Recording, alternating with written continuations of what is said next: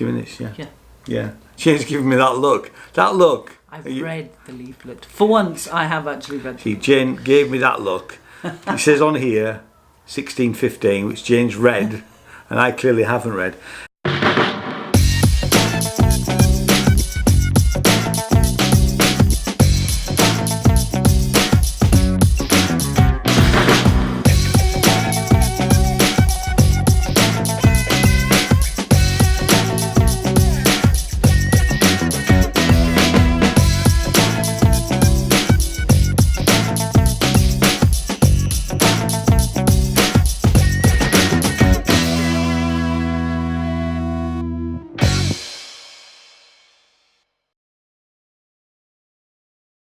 Hello YouTube, welcome to my channel. My name is Ian J. Cole and this is Jane. Hi.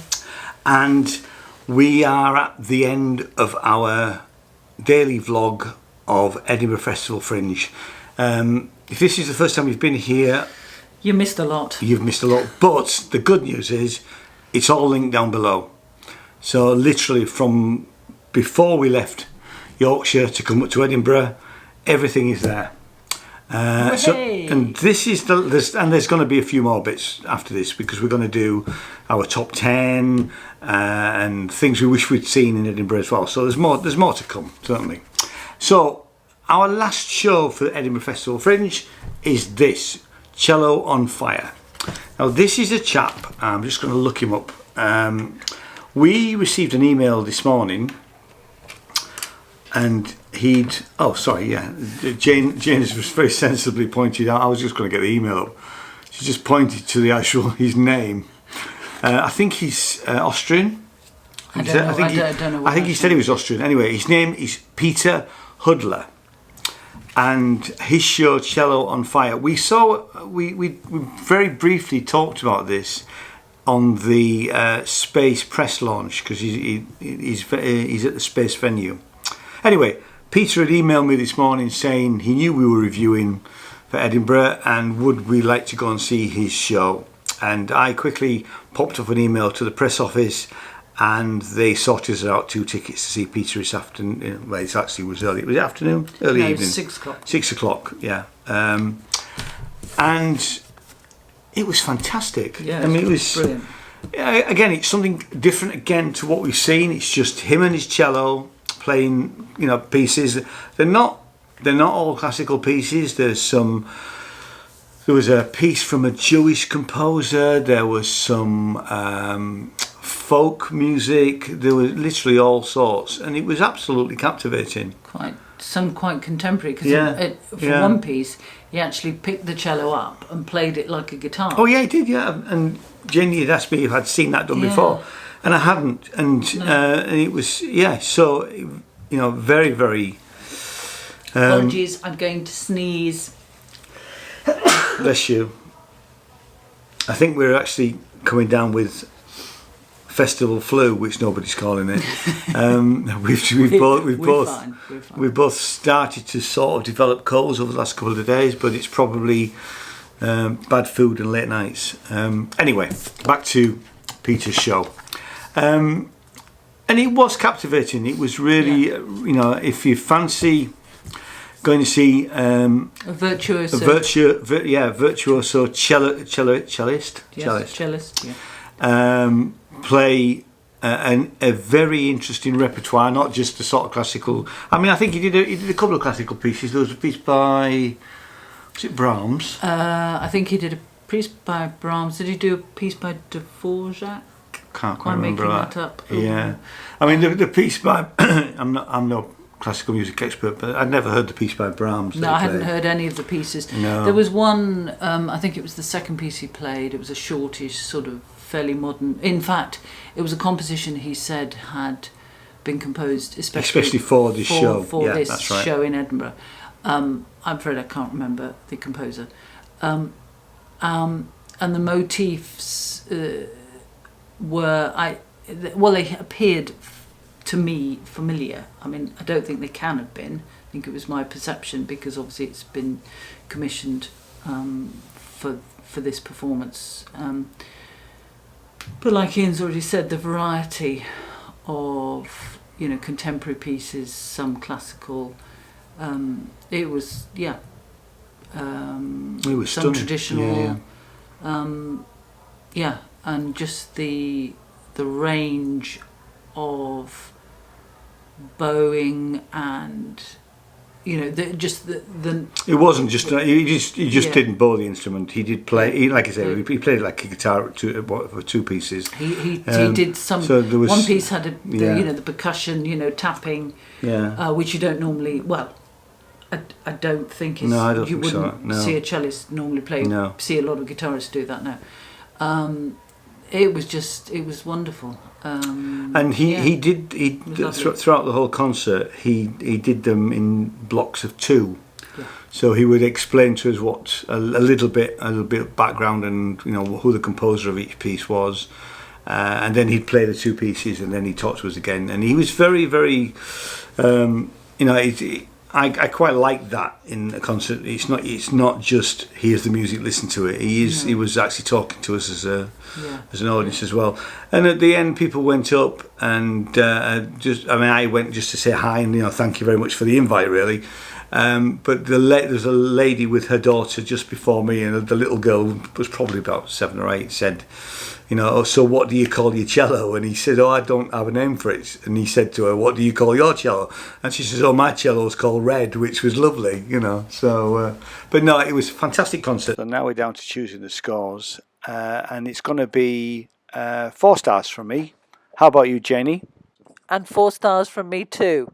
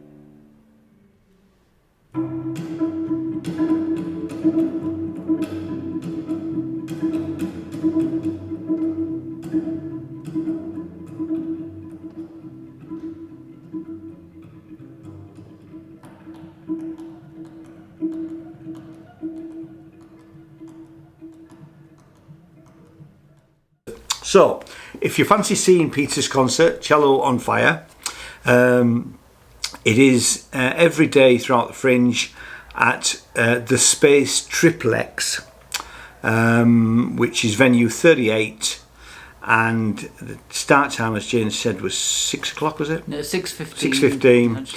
6:15. It's a 50, I think it's 50 minutes. I think it's slightly longer, isn't it? No, it's 50 minutes. Yeah, you're right. No hours, 50 minutes, yeah. Yeah. Yeah. Jane's giving me that look. That look. I've read the leaflet. For once, I have actually read it. See, Jane gave me that look. It says on here 16:15, which Jane's read, and I clearly haven't read. So ticket prices are £9. It says 9 to 11, so I'm assuming that the £9 was probably preview days. So usually £11. There is a concession 7 to 8, and children £5 or £5.50. Okay, so if you take a child, you know, it's a little bit cheaper, which is nice actually. Suitable for all ages, it says. But if you fancy just something a bit different. And it is different. Like I say, it's not, you know, we've seen lots of music, we've seen lots of art, we've seen, sorry, not art, we've seen lots of theatre and lots of comedy and film. And again, this was just something different again, which was lovely actually. And it's a nice way to finish it off. It was a very nice way to finish it. And in fact, we went for a meal, and then as we left, because we ate on the Royal Mile, the fireworks for the tattoo set off, so we just stood, and so that's the last thing that we've actually done. So that was a lovely way to end. In fact, I'm going to put them in right at the end. So if you like what we do, hit the subscribe button and all that usual stuff, and we will see you shortly in post Edinburgh. Well, actually, we'll do a little bit of video of us going home tomorrow, I think. So you can't wait for that. That'll be us walking through the rain-soaked streets of Edinburgh. Yeah, it's probably apparently weather's not good tomorrow. No, forecast. To the train station and sitting there for 2 hours waiting for the train to go home. But I'm sure you'll enjoy that. Okay, see you next time. Bye-bye. Bye. You too, man.